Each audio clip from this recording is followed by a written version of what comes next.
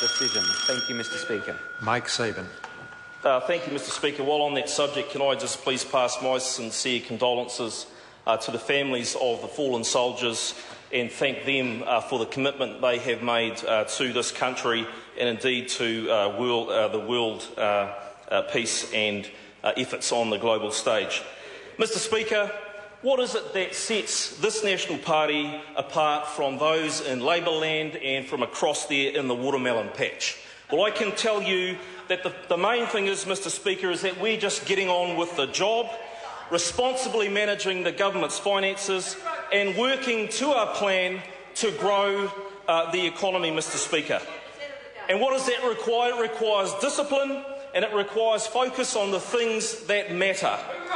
That's about making a difference. I wrote it, Mr Mallard. I'm sure I can give you a copy if you'd like.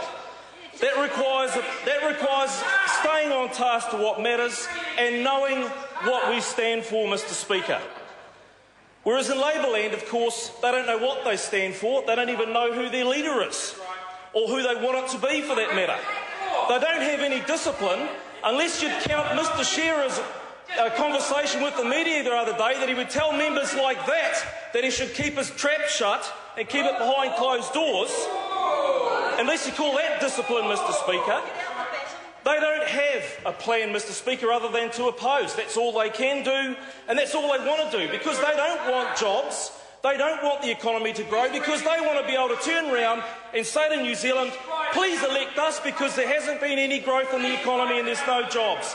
Well, New Zealanders have woken up to that, Mr Mallard. They've woken up to your self-serving agenda, and that's why you're sitting on that side of the House.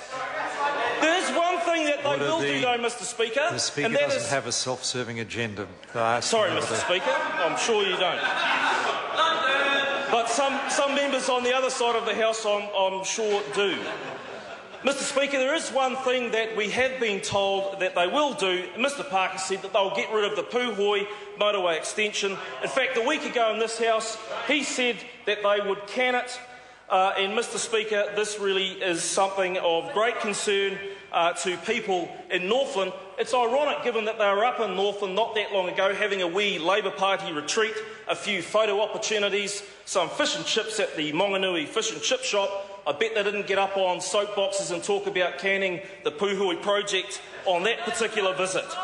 And they saved that for the safety of this place. So how do I know that that road is so important to Northland?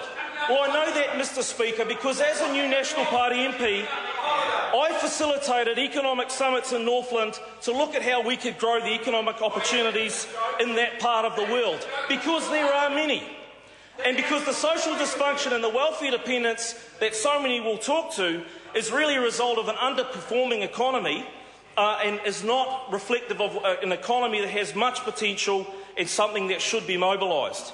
So over the last couple of months I facilitated the summits, Mr Speaker, and the aim was to build a vision and a plan for the region which would identify where the enablers and constrainers were in achieving that goal. Over 440 attendees, 14 sectors across the Northern economy visited and participated in those summits, and they found that 89% of the enablers and constrainers that they saw fell into 9 core themes. And what was at the top of that list, Mr Speaker? Infrastructure. Infrastructure was at the top of that list, and at the top of the infrastructure list was the Puhoi motorway extension. Because Northland is a region with immense potential and a very bad road. Northland has immense potential for aquaculture, for forestry, for minerals, oil and gas exploration, for geothermal power, for development of the Maori economy, for tourism, for manufacture, agriculture, horticulture. Mr Speaker, the list goes on. It's a long list. That road is a vital piece of infrastructure in Northland and has been called for years. Everyone in that part of the world knows that it's a trade and economic highway, not a holiday highway, as the Labour landers would have you say it is. Mr Speaker, the National Party know how important that piece of infrastructure is. The members of Parliament The member from Rodney behind me, the member from Whangarei certainly do, Mr Speaker, and we're committing to helping businesses to grow themselves, to improve their economic potential. We're committed to Northlanders. This party is committed to New Zealanders. We are committed to ensuring that New Zealand has a brighter future, and that's what we're getting on with doing. Darian Fenton. Thank you, Mr Speaker. Well, we on this side of the House are enormously proud of our public education system.